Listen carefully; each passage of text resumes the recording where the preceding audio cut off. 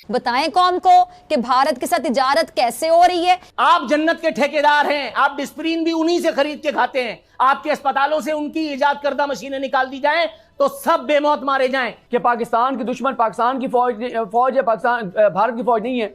आज के इस दौर में जहां बुखार की गोली मार्केट से गायब हो जाती है, अद्वियात कितनी महंगी हो चुकी हैं, वहां गरीब का जो मियारी इलाज है कैसे हो सकता है, बताएं। बात निकलेगी तो फिर दूर तलक जाएगी उसामा गाजी।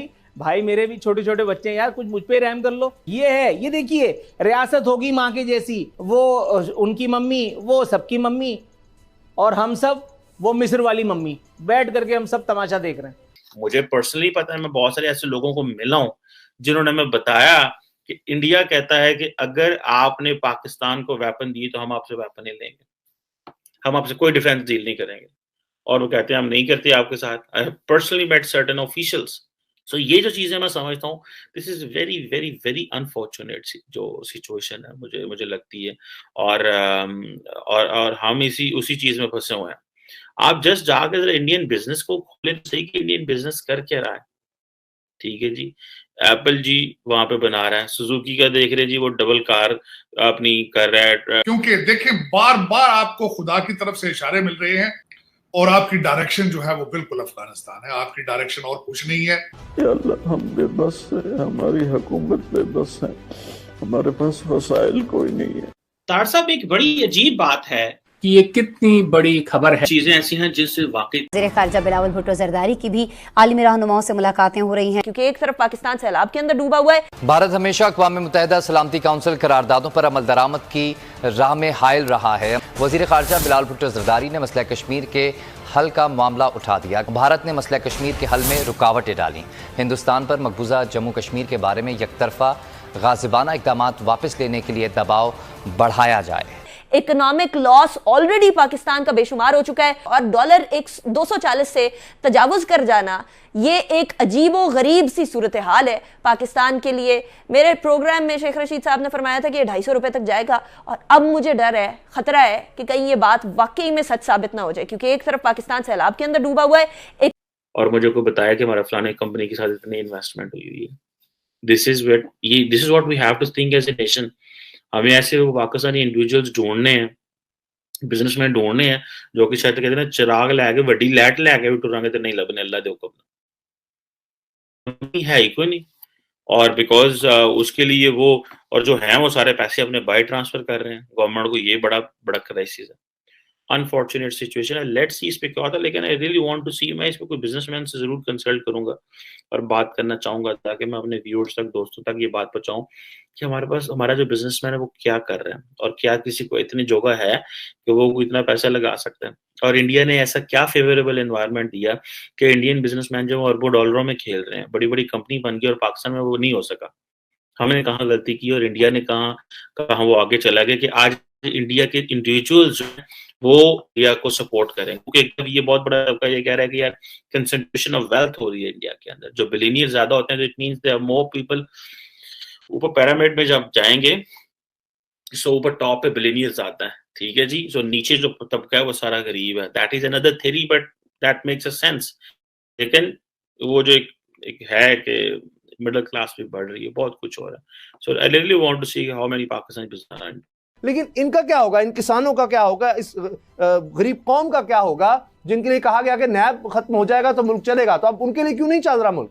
देखें, एक तो मैंने नूर भाई की बात सुन के, और मैंने अभी एक नारा मेरे जहन में आया है कि अंकल को इज्जत दो। अब नया नारा ये होना चाहिए, अंकल को इज्जत दो। वोट को इज्जत ना दो, अंकल को इज्जत दो, क्योंकि जाहिर है अंकल नहीं जो है इसमें सपोर्ट करना है। और दूसरा, एक बात का एतराफ़ करना चाहिए कि नूरुल आरिफीन साहब की संगत और सोबत में बैठ के एक बात का तो मैं बिल्कुल कायल हो गया हूँ।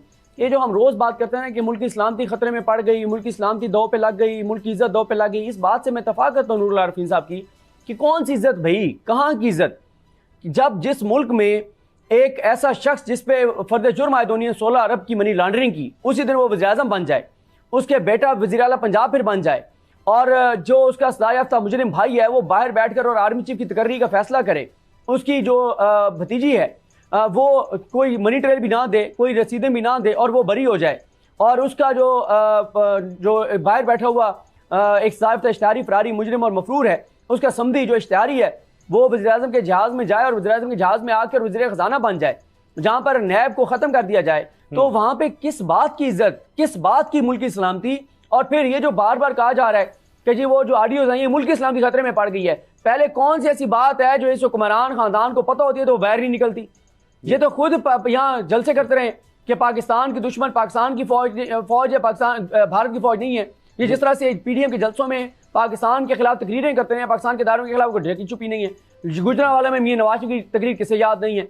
बात यह है कि बेइज्जती तो हम तब महसूस करें कि हमारी कोई इज्जत हो। ये जो आज हुआ है ये भी मैं तो समझता हूँ ये नॉर्मल सी बात है। मुझे तो एक ही फिक्र है और वो फिक्र यह है कि आप उनका इन्वेस्टमेंट को हम कोई इतनी ज़्यादा अहमियत नहीं देते। हम कर्जे लेने को ज़रा अहमियत देते हैं। हम जब मुफ्त का जहीं से कोई पैसा आ जाए तो ज़रा अहमियत देते हैं, तो उस पैसे को ना मुफ्त में बांटने को भी अहमियत देते हैं। जिस तरह सास प्रोग्राम खड़ा कर दिया, बेनजीर इनकम सपोर्ट प्रोग्राम खड़ा कर दिया, आपने प्रोडक्टिव रिसोर्सेज पे नहीं लगाते। अभी बात कर रहे थे फरक साहब वो कि शायद हम हिट करें। अभी देखें ना, अभी सऊदी अरेबिया का 3 बिलियन निकाल दें और चाइना का 4.5 बिलियन निकाल दें, तो क्या हम इमरजेंसी तक पहुंच चुके हैं कि पहुंचने वाले हैं फिर? यानी कि ये हमारे दोस्त है ना 2-3 जो कि दुनिया में हमारे साथ हमेशा खड़े होते हैं, वो ऑलरेडी आपको ऑलमोस्ट 7.5 बिलियन का यानी कि डेफर मिल चुका है। उसके बावजूद आपके पास ये हालात हो चुके हैं कि हमारे पास, हम जिस तरह फरक साहब कह रहे थे कि हम किसी न किसी टक्कर मारने वाले हैं और उस स्टेज तक पहुंचने वाले हैं। दूसरी चीज यह है कि हमें इन्वेस्ट जो बेसिक चीज है समझने वाली, एक तो डॉलर की बात कर दी हमने कि डॉलर की कीमत तो अमेरिका में भी बढ़ रही है, अमेरिका का डॉलर स्ट्रांग हो रहा है। और वहां बड़ी इंटरेस्टिंग स्टेटमेंट थी, अगर इफ इट इज ट्रू, मैं पढ़ रहा था कि बाइडेन साहब कह रहे हैं कि इन्फ्लेशन मेरा मसला नहीं है। अगर उनका अपने मुल्क में इन्फ्लेशन मसला नहीं है तो दुनिया की तो उनको कोई परवाह नहीं होगी। तो वो तो हमें बड़ा क्लियर होना चाहिए कि हमें किसी तरह से सपोर्ट मिलेगी, वो इतनी बड़ी जरा नहीं है। दूसरी बात यह है कि हमें ना जो बेसिक हम निकलना चाहते हैं, अगर हमारी ख्वाहिश है तो वो सिर्फ यही है कि हम इन्वेस्टमेंट रजीम में जाएं। अब देख रहे हैं फ्लड आया, हम क्या कर रहे हैं, हम विक्टिम हुड का कार्ड खेल रहे हैं। भाई विक्टिम हुड से आपको कुछ नहीं मिलना, आपने किसी ने आपको पीनट्स देने, लोगों ने आपको देखा पूरी दुनिया में हर मुल्क, दूसरा मुल्क जो क्लाइमेट चेंज से वल्नरेबल है, फिर फाइनेंशियल क्राइसिस आया हुआ पूरी दुनिया में। आप जर्मनी, आप